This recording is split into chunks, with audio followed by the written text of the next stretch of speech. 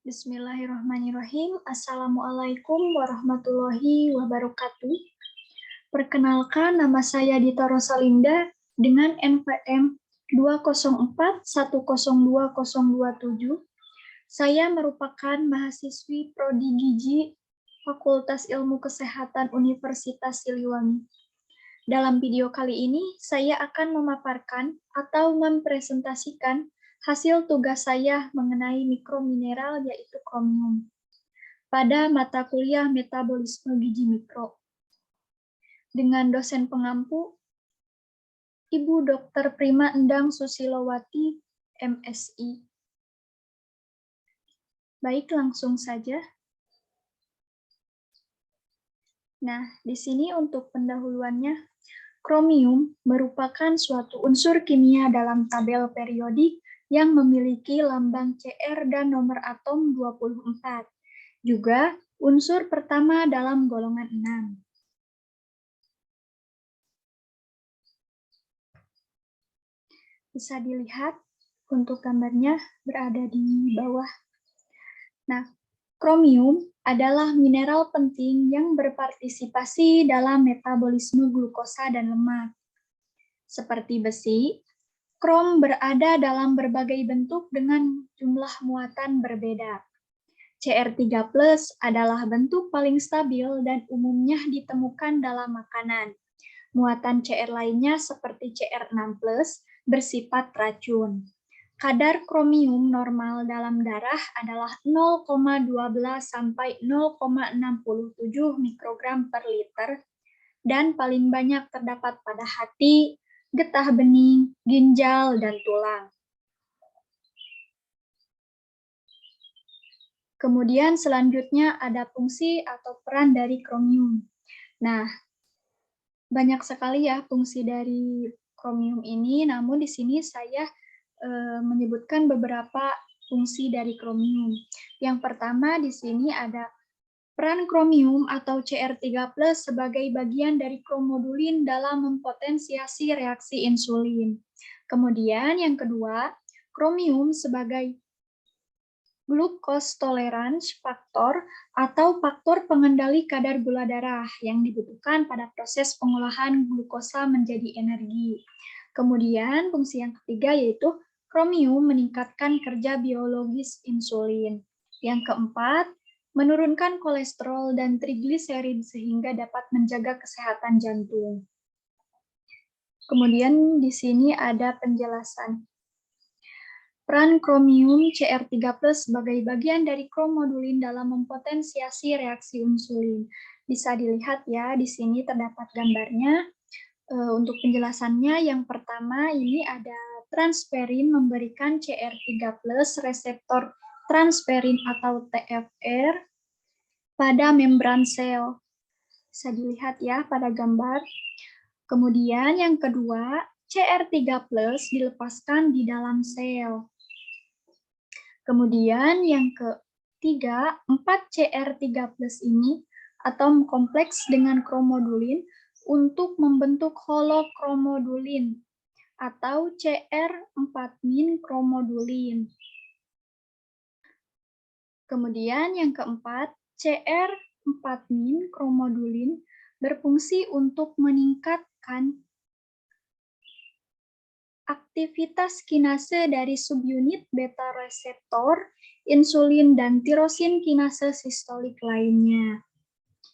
Ini untuk gambarnya ya, bisa dilihat. Kemudian di sini ada kromium meningkatkan kerja biologis insulin. Ini untuk gambarnya ada di samping. Nah, setelah diserap dalam tubuh, ion kromium terikat oleh apokromodulin supaya aktif secara biologi menjadi kromodulin. Kemudian kromodulin kemudian mengikat reseptor insulin dan meningkatkan aktivasi dari reseptor kinase sehingga pada akhirnya meningkatkan kerja insulin. Kromium sebagai kofaktor untuk hormon insulin ini merupakan komponen komponen GTF atau disebut juga dengan glucose tolerance factor, di mana senyawa dengan molekul rendah rivalen sebagai koordinat dua asam nikotinat dan koordinat lain yang dilindungi oleh asam amino. Kemudian di sini ada metabolisme. Nah, bisa dilihat ya, di sini ada 4 gambar. Untuk gambar yang pertama ini ada sel yang sensitif terhadap insulin. Kemudian gambar B ini merupakan partial aktivasi dari reseptor insulin. Kemudian gambar yang C ini merupakan apokromodulin dimuat dengan kromium menjadi holokromodulin. Kemudian gambar yang D ini merupakan aktivasi dari reseptor insulin. Ini bisa dilihat ya gambarnya. Kemudian, nah, krom dalam bentuk Cr3+ diabsorpsi sebanyak 10% hingga 25%. Bentuk lain dari krom hanya diabsorpsi sebanyak 1%. Mekanisme absorpsi belum diketahui dengan pasti. Absorpsi dibantu oleh asam-asam amino yang mencegah krom mengendap dalam media alkali usus halus. Jumlah yang diabsorpsi tetap hingga konsumsi sebanyak 49 mikrogram. Setelah itu, ekskresi melalui urin meningkat. Ekskresi melalui urin meningkat oleh konsumsi gula sederhana yang tinggi, aktivitas fisik berat, atau trauma fisik.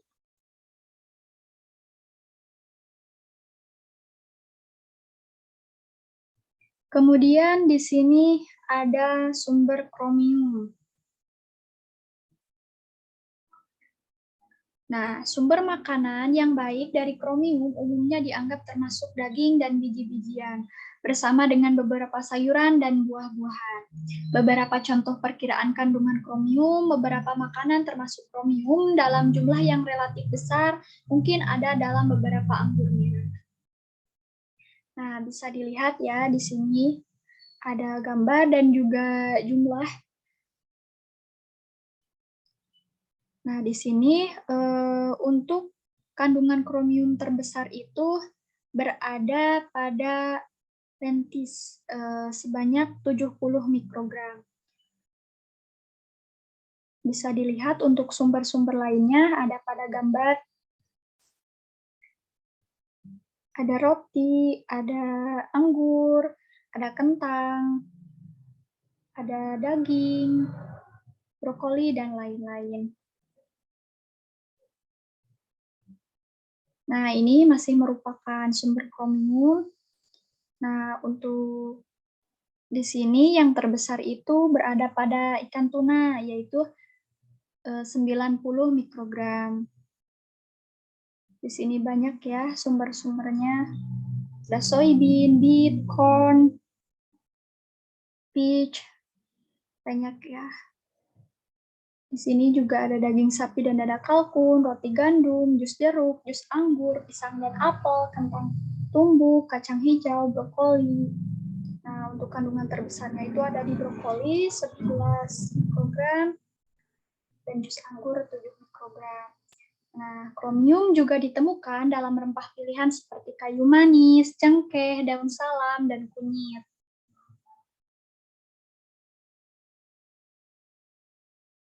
Kemudian di sini ada kebutuhan kromium.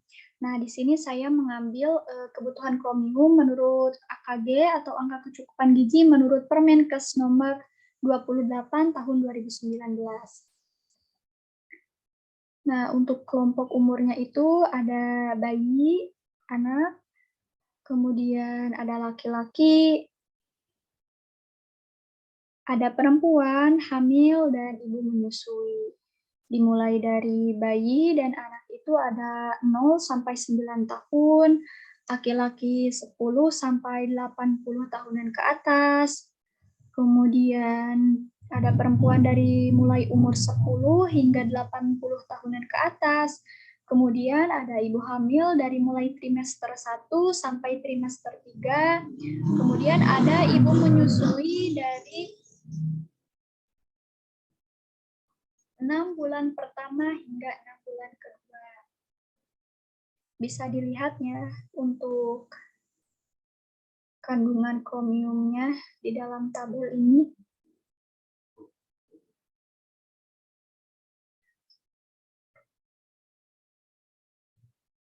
Kemudian yang selanjutnya ada defisiensi kromium. Nah, defisiensi kromium awalnya dijelaskan pada individu yang menerima nutrisi intravena atau nutrisi parenteral total.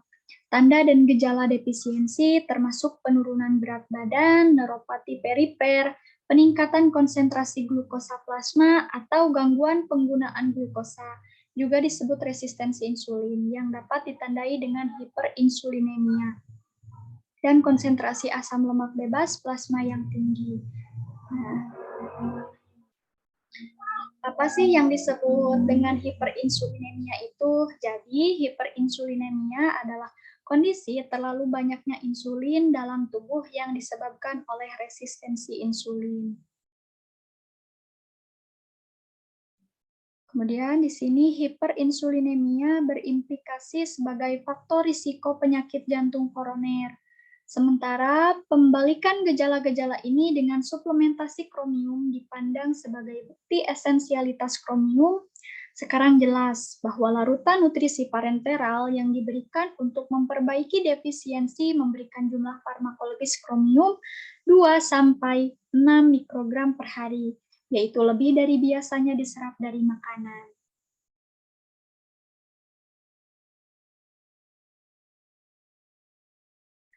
Kemudian di sini ada toksisitas kromium. Nah, di sini suplementasi oral hingga sekitar 1000 mikrogram kromium sebagai CR3+ tampaknya aman.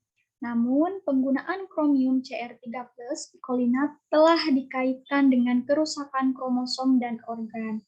Kerusakan DNA yang terinduksi kromium yang terdokumentasi termasuk aduksi, pemutusan DNA untai tunggal dan ganda, dan ikatan silang antar dan intrauntai di antara jenis kerusakan lainnya. Kerusakan organ, khususnya gagal ginjal dan disfungsi hati, telah dilaporkan pada mereka yang menelan suplemen kromium picolinat yang menyediakan 600-2400 mikrogram kromium. Masalah ginjal juga didokumentasikan pada beberapa individu dengan konsentrasi kromium yang lebih tinggi dari normal dalam darah dan urin mereka karena penerima nutrisi parenteral jangka panjang yang terkontaminasi dengan jumlah kromium yang tinggi. Tidak ada tingkat asupan atas yang dapat ditoleransi untuk kromium telah ditetapkan oleh Dewan Makanan dan Gizi hingga saat ini. Kemudian, ini merupakan referensi yang telah saya gunakan untuk menyelesaikan tugas ini.